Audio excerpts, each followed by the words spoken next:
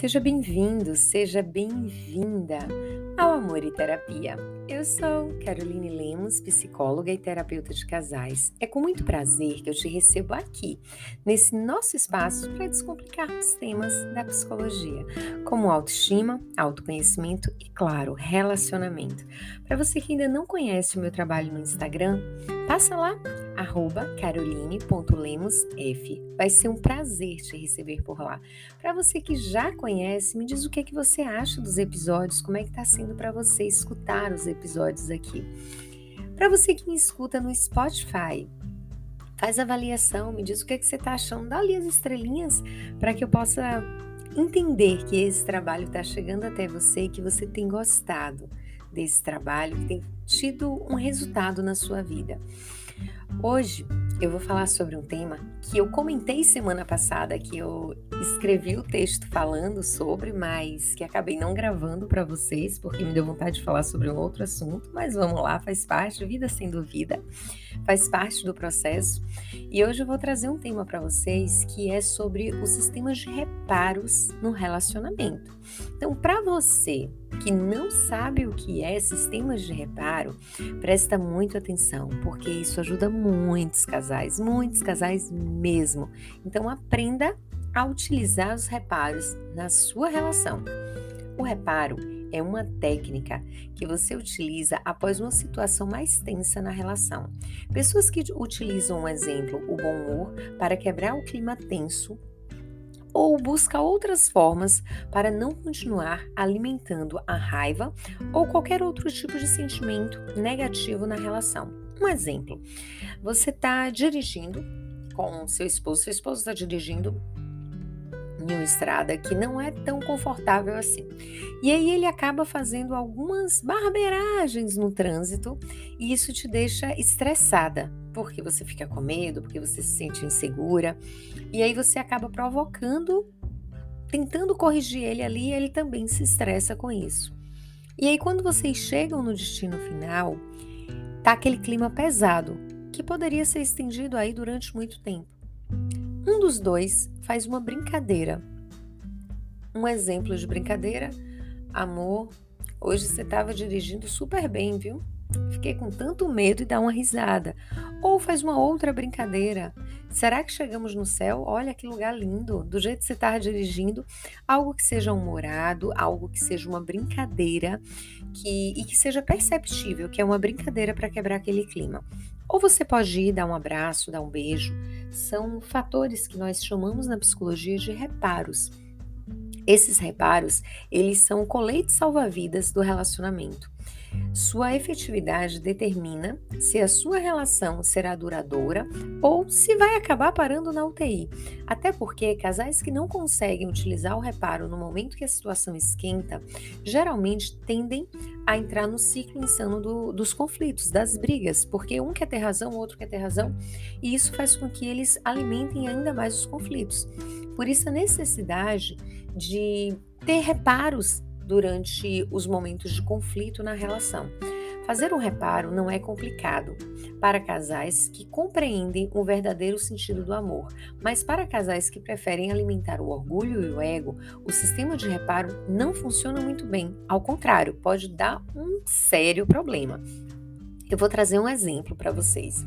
Meu esposo, quando eu trabalhava na área comercial, ele tinha a mania de, quando eu estava estressada, ele enchia a boca de água e fazia aqueles chuveirinhos, me molhando toda para ver se quebrava o meu nível de estresse. Eu acabava dando risada e a gente conseguia ter um momento ali mais tranquilo. E aí eu fui dar esse exemplo em uma palestra, e não façam isso em casa, sem antes ter um alinhamento, porque pode dar muito ruim. Eu fui dar esse exemplo em uma palestra e a esposa acabou utilizando esse movimento na relação. Pense que ao invés de melhorar a briga, piorou ainda mais, porque ele se sentiu humilhado, ele se sentiu ofendido. Então é necessário que vocês tenham uma conexão antes de usar alguns tipos de reparos, para que não piore ainda mais a situação.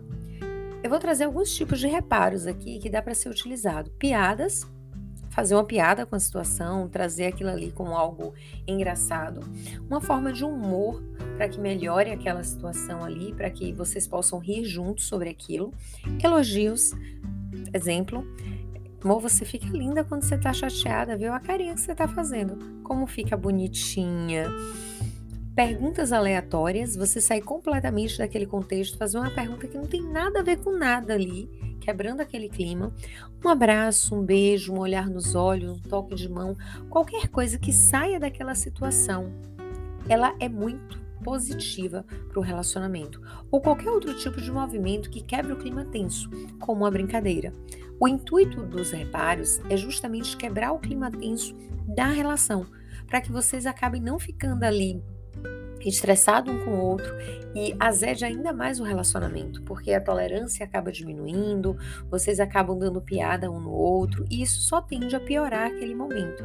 Quando um reparo é aplicado, o nível de tensão abaixa o suficiente para que a razão prevaleça diante das emoções negativas. Então, quando se faz uma brincadeira que sai daquele clima, automaticamente é acionado o fator racional daquela pessoa.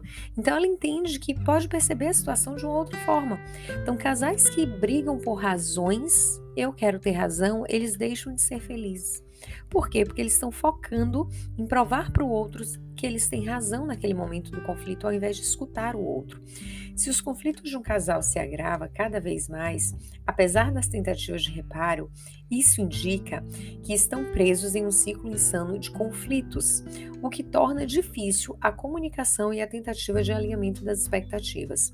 Quanto mais o casal entra no ciclo insano de conflitos, mais é difícil conversar sobre, mais é difícil ter um diálogo, mais é difícil ter uma abertura para a compreensão da comunicação. Se eu estou no automático do ter razão acionado, você pode tentar me convencer da forma que você quiser. Eu não vou sair desse espaço, porque eu estou justamente no lugar de comunicação, de defesa acionado. E um ponto que é interessante quando a gente pensa em comunicação do casal, no momento que uma das partes ela começa com uma crítica, não vai evoluir essa conversa. Por isso que é necessário ter muita autonomia de entender que uma comunicação que começa com crítica, ela vai ser levada para uma briga. Então vocês precisam compreender isso e trabalhar isso na relação. Eu vou falar sobre mim, não sobre o outro, não sobre os defeitos do outro. Usar o reparo não apropriado para o momento não é um problema do casal. O grande problema são as cicatrizes abertas após inúmeros conflitos improdutivos. Porque tem momentos que alguns reparos eles não funcionam. Porque existem cicatrizes ali que são profundas e não foram cicatrizadas. Então o casal ela não consegue nem ter um momento ali de distração. Por quê? Porque tem uma ferida muito forte, tem uma ferida muito profunda ali, que acaba não permitindo que o casal ele tenha uma conexão maior nesses momentos. O reparo não tem como intuito resolver o problema, mas reduz a tensão para que o casal consiga conversar de forma racional, assertiva e saudável. E aí vem uma grande dica. Nada de dizer assim, nós só vamos dormir quando conversarmos sobre todos os temas, quando resolvermos todos os problemas. Isso não é correto. Por que não é correto? Porque quanto mais cansado vocês estão, mais difícil é de vocês trazerem para a racionalidade. Então, vocês vão brigar ainda mais. Dá um abraço, dá um beijo, dá uma boa noite, dizer eu te amo, você é muito importante para mim, mas vamos conversar sobre isso num outro momento, para que vocês não fiquem em um ciclo aí de tentar provar um para o outro e isso acabe trazendo sérios problemas ainda maiores para o relacionamento. Um outro ponto aí que é interessante, não discutam pelo WhatsApp, não. Uma coisa é vocês conversarem pelo WhatsApp, outra coisa é vocês discutirem pelo WhatsApp. O WhatsApp é uma ferramenta fria, então a conversa tem que ser olho no olho. Quando você mostra para o outro as suas reais necessidades e não julga, nem aponta e nem critica o outro, o casal ele pode ter uma comunicação muito mais assertiva.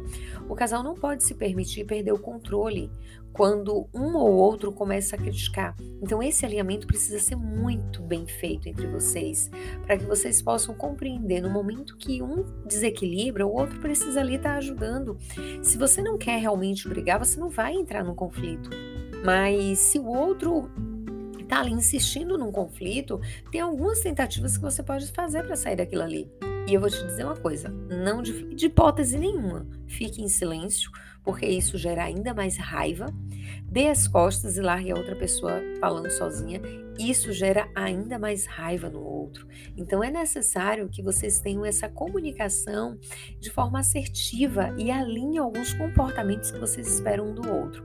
O que eu percebo nos casais ao longo desses 8 anos de clínica, mais de 8 anos de clínica trabalhando com relacionamento, quando uma das partes demonstra um alto nível de estresse, o outro acaba alimentando ainda mais a situação e gerando assim a explosão e a exposição às emoções negativas, trazendo marcas que são ruins para o relacionamento.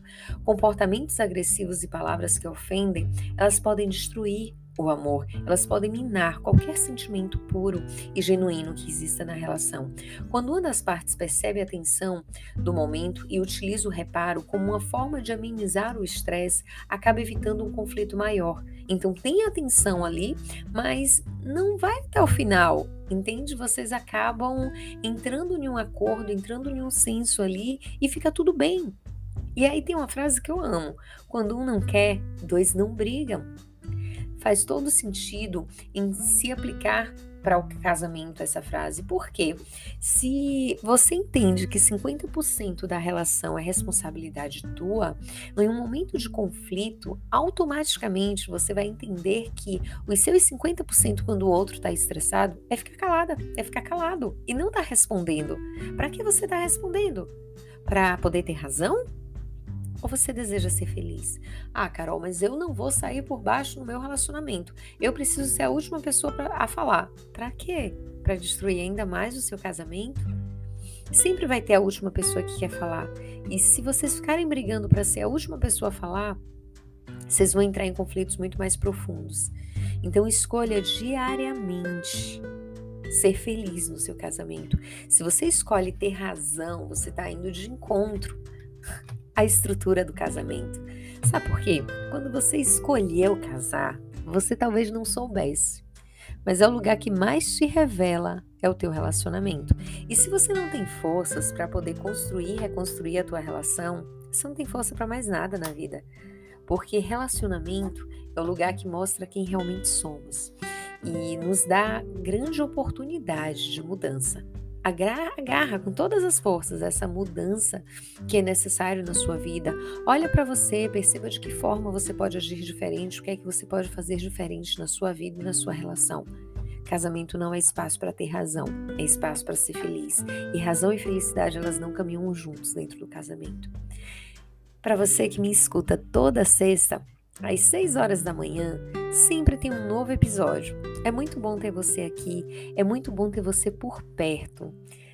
Que você possa aproveitar essa sexta-feira, que Papai do Céu possa te conceder uma sexta-feira muito iluminada e muito abençoada.